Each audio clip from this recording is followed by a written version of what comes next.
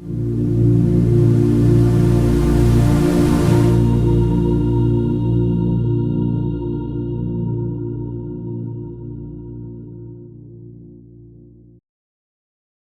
Joseph's brothers in Dothan saw him coming, they recognised him in the distance.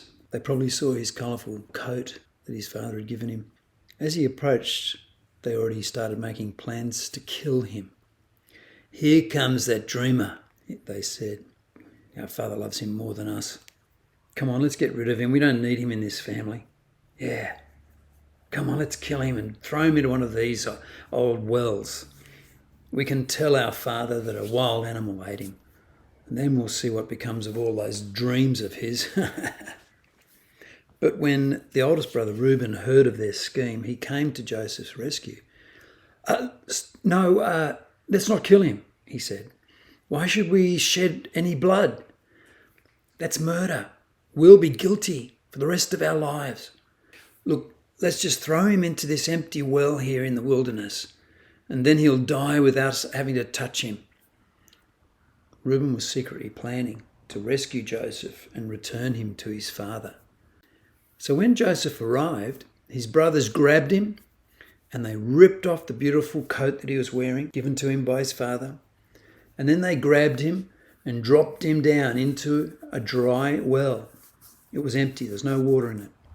And then they left Joseph in the well and went back to their tents to have their meal.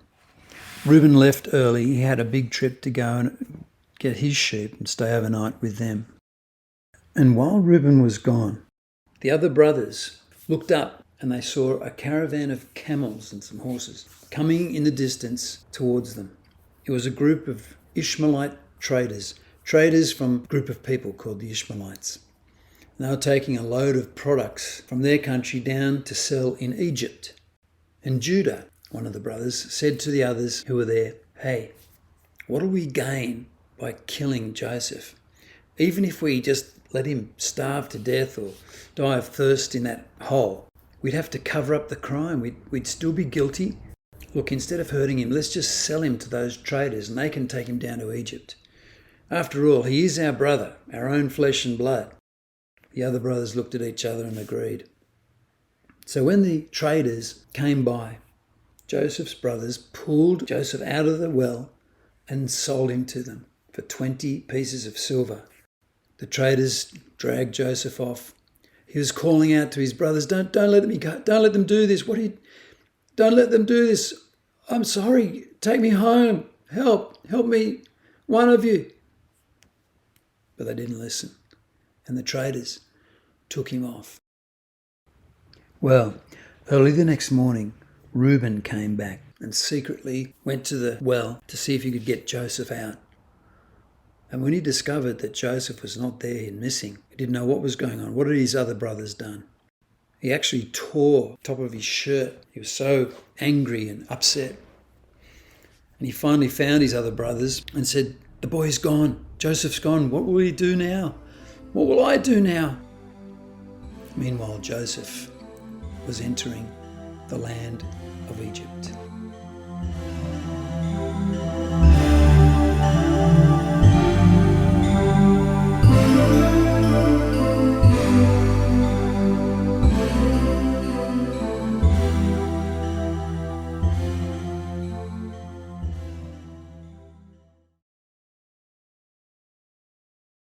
Hey everybody, how are you? How about that story of Joseph?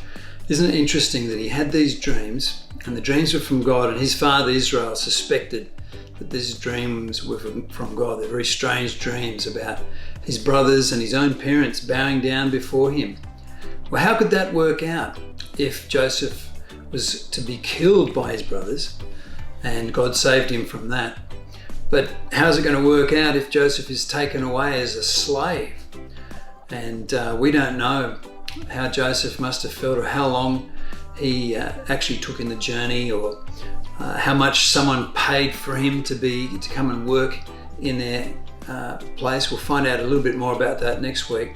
But how would you feel if your own brothers or sisters sold you to be a slave? And sadly, there are countries in the world today where some people are so poor that they think about doing that with their own children. But Joseph was from a rich family. His brothers were looking after hundreds and hundreds, probably possibly thousands of sheep, and they had a lot of money. They didn't need the money. They just wanted to get rid of him, and that's really sad. You can talk to your mum and dad about that. And sometimes, even though God wants you to end up there, he takes you down some sort of twisty, tiny track that doesn't seem like it's going the right direction. It seems to be going the opposite way, or it seems to be going down when you think you're going up. But as you get older, you'll see that God always brings his promises to pass. And here we've got some downloads for you, just a couple of an easy maze for younger kids. We start at the arrow here, and we've got to try and finish with the out arrow, going through an Egyptian pyramid. And you would have seen a couple of Egyptian pyramids in the video today. Now the other maze is a little bit more tricky, because not only is it more complicated with more tunnels, but you actually have to get into the middle, but you can't get into the middle. You've got to get to one place first, and that jumps you by a secret passageway up here to another place. Then you've got to find this other secret passage, and that'll jump you into the middle. So see if you can do that. It's a little bit tricky because sometimes God does things that seem strange to us, and this is just a reminder. So God bless you. Trust God. He'll look after you no matter how strange the journey can be sometimes, just like it was for Joseph. Have a great week. See ya.